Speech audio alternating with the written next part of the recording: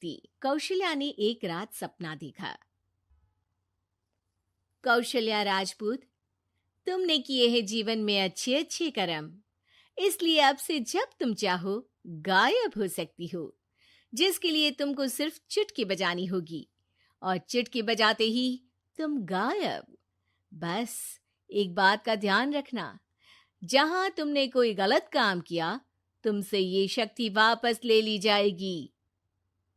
कौशल्या की नींद टूट जाती है। ये कैसा सपना था? गायब हो जाऊंगी मतलब? हे भगवान, कंबल ओढ़ के सो जाती हूँ, सपना कंबल के अंदर नहीं घुस पाएगा। कौशल्या डर के मारे कंबल ओढ़ के सो जाती है। सुबह कौशल्या मंदिर जाने लगती है।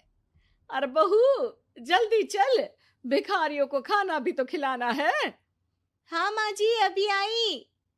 आज तो खीर और पूरी बने हैं, सब खुश हो जाएंगे। दोनों सास बहू कार से खाने का सामान लेकर मंदिर पहुंचते हैं और भगवान की आराधना के बाद मंदिर के बाहर बैठे भिखारियों को खाना खिलाने लगते हैं। दीदी, आप हर हफ्ते आते हो, इतना सारा करते हो हम लोगों के लिए। मैं आपके लिए रोज अलग से दुआ मांगता हूँ। ये तो फर्ज है हमारा। दीदी, थोड़ी पैसों की मदद हो जाती तो अच्छा होता। बड़े चौराहे पे मेरी बीवी भीख मांगती है, उसका इलाज करवाना है, 100-200 रुपए लग जाएंगे। कौशल्या उसी वक्त भिखारी को 500 का नोट दे देती है और दोनों सास बहू वहां से लौटने लगती हैं। तभी कौशल्या को कोई शंका होती है। अब बहू रुक, तो मैं अभी आई। कौशल्या वापस वहीं जाती है तो देखती है कि भिखारी वहां है ही नहीं। कौशल्या को रात का सपना याद आता है। वो चुटकी बजा के गायब हो जाती है और सीधे भिखारी के पास पहुंचती है, पर भिखारी को वो दिखाई नहीं देती। कौशल्या देखती है कि भिखारी उन पैसों से शराब खरीद रहा है और कौशल्या उसे वहीं एक चाटा मारती है। अरे कौन है बे? एक और चाटा पड़ता है। अरे कौन है? कौन है? हिम्मत है तो सामने आओ। भिखारी को झूठ बोलने पर तड़ातड़ चांटे पड़ते हैं। वो वहां से भाग खड़ा होता है। कौशल्या चुटकी बजा के वापस बहू के पास आ जाती है और मन ही मन सोचती है, ऐसे तो मैं कितने गलत काम रोक सकती हूँ, कितनी ताकतवर हूँ मैं, किसी को पता भी नहीं चलेगा। सासू माँ, आप क्या सोच रही हो? अब कुछ नहीं, कुछ भी तो नहीं। ठीक है, मुझे ना थोड़े पैसों की जरूरत थी। मेरे कजिन भाई है ना, उनकी तबीयत थोड़ी इधर उधर हो रही है। वो तो खुद से नहीं कहेंगे कि पैसे दे दो, पर बहन होने के नाते मेरा तो फर्ज बनता है ना कि भाई की मदद करूं। अरे हाँ हाँ, ले जाना पैसे। पैसे इसीलिए तो कमाते हैं कि जरूरत में काम आ सके। घर पहुंच के कौशल्या अपनी बहू को 10,000 रुपए दे देती है। कब जाएगी तुम मायके? कल शाम की ट्रेन है। दोनों काम में लग जाती हैं। तभी काम वाली दीदी वहां आती है। आज ना मैं आप लोगों के लिए पनीर बनाऊंगी। ठीक है, मंगवा लेती हूँ पनीर। पड़ोस की दुकान वाला पनीर दे जाता है और काम वाली बाई पनीर से रेसिपी बनाने लगती है। आज अपनी सुपर पावर काम वाली बाई पे ट्राई करती हूँ, देखूं तो सही किचन में करती क्या है ये। सास चुटकी बजा के गायब हो जाती है और किचन में पहुंचती है। बाई को खबर भी नहीं है कि कौशल्या भी किचन में ही है। आज तो मैं भी पनीर की सब्जी बनाऊंगी रात को अपने घर, और थोड़ा सा घी भी रख लेती हूँ। वैसे भी कौशल्या बुढ़िया खा खा के मोटी हो गई है। कौशल्या बाई की चोरी पकड़ लेती है और गुस्से में बाई की चोटी ऊपर उठा देती है। बाई को समझ भी नहीं आता कि उसकी चोटी खड़ी कैसे हो गई।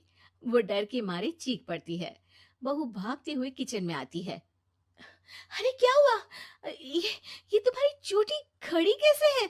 करंट लग गया है क्या? पता नहीं, शायद किचन में ना भूत है। बाई वहां से भाग खड़ी होती है और कौशल्या चुटकी बजा के अपने कमरे में टीवी देखने लगती है। बहू वहां जाती है। माँ जी, किचन में ना भूत है, बाई भाग गई। अरे भागने देना, भूत का तो पता नहीं, किचन में चोर जरूर था। और वो थी अपनी काम वाली। अच्छा हुआ चली गई। बहू को कुछ समझ नहीं आया। उसने किचन में जो देखा उसके सदमे में जो थी वो अभी तक। अगले दिन बहू अपने मायके के लिए निकल जाती है। कहीं भिखारी और काम वाली की तरह बहू भी तो मुझे धोखा नहीं दे रही। अरे कहीं वो पैसे ले जाके शॉपिंग तो नहीं करने वाली ना। अभी पता लगाती हूँ, मुझसे कुछ छिपा है भला। जैसे भगवान सब देख रहा है वैसे ही मैं भी सब देख रही हूँ। सास को अपनी शक्ति पर घमंड आ गया था। वो अब अच्छे काम करने की जगह अपनी शक्ति का इस्तेमाल खुद का शक मिटाने के लिए कर रही थी। वो चुटकी बजाती ही बहू के मायके चली जाती है।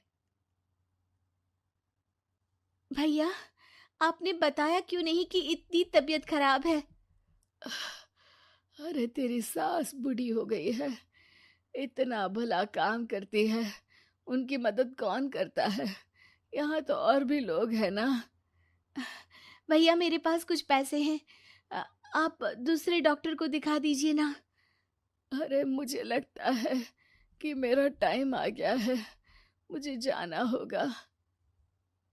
कमरे में भाई की आत्मा को लेने यमदूत आ चुके थे। कौशल्या भले ही किसी को नहीं दिख रही थी, पर यमदूत ने उसे देख लिया। यही आत्मा है शायद, परछाई दिख रही है, पहले ही तैयार खड़ी है। अरे आप कौन हो? यमराज का नाम सुना है? हैं? आप यमराज हो क्या?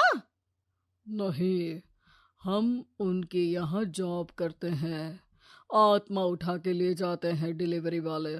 चलो अब तुम्हारा टाइम पूरा हो गया। अरे आप शायद ना वो बिस्तर पर पड़े आदमी की आत्मा को लेने आए हो। मैं तो बस यहाँ देखने आई थी कि मेरी बहू कहीं मुझसे पैसे लेकर शॉपिंग करने तो नहीं चली गई ना। मतलब तुम्हारे पास शक्ति है गायब होने वाली? हाँ। तुम ऐसे तुच्छ काम में उपयोग कर रही हो ऐसी दिव्य शक्ति का। अब तो तुमको ही लेके जाऊंगा। अरे नहीं नहीं, कल मुझे किटी पार्टी में भी तो जाना है। अब नरक में ही करना किटी पार्टी। नहीं नहीं नहीं। 3 बार नहीं क्यों बोल रही हो? टीवी सीरियल चल रहा है क्या एकता कपूर का? अरे प्लीज मुझे जाने दो। आप तो उस बीमार आदमी की आत्मा को लेने आए थे ना। गलत डिलीवरी करोगे तो यमराज डांटेगा ना। बात तो सही कर रही हो, पर हमको उस पे दया आ गई। अभी उसकी उम्र ही क्या है, पर कुछ तो लेके जाना पड़ेगा ना। एक काम करो, अपनी शक्ति दे दो, गायब होने वाली। हैं? अरे क्यों? तुम पृथ्वीलोक का भ्रष्टाचार रोक सकती थी, चोरी रोक सकती थी, अरे कोरोना रोक सकती थी, पर तुमने अपनी बहू की जासूसी करना शुरू कर दिया। अरे लेकिन किंतु परंतु। यमदूत सास की शक्ति लेके वापस चले जाते हैं। कौशल्या की परछाई हवा से नीचे गिरती है और जमीन पे आते आते कौशल्या का शरीर सामने आ जाता है। अरे लग गई, कितने ऊपर से फेंका। माँ जी, आप यहाँ ऊपर से कैसे गिरी? अरे समदन जी, आप अचानक कमरे में। सब घबरा जाते हैं। सास बहू को सारी बात बता देती है। ये लो आपके 10,000 रुपये। आपको मुझ पे इतना भी भरोसा नहीं है? अरे बहन, मुझे दर्द नहीं हो रहा है, अब अचानक से सब अच्छा होने लगा है। अरे तो फिर बिस्तर से उठ जाओ और मुझे लेटने दो। गिरी हूं ऊपर से तो पूरा बदन दुख रहा है।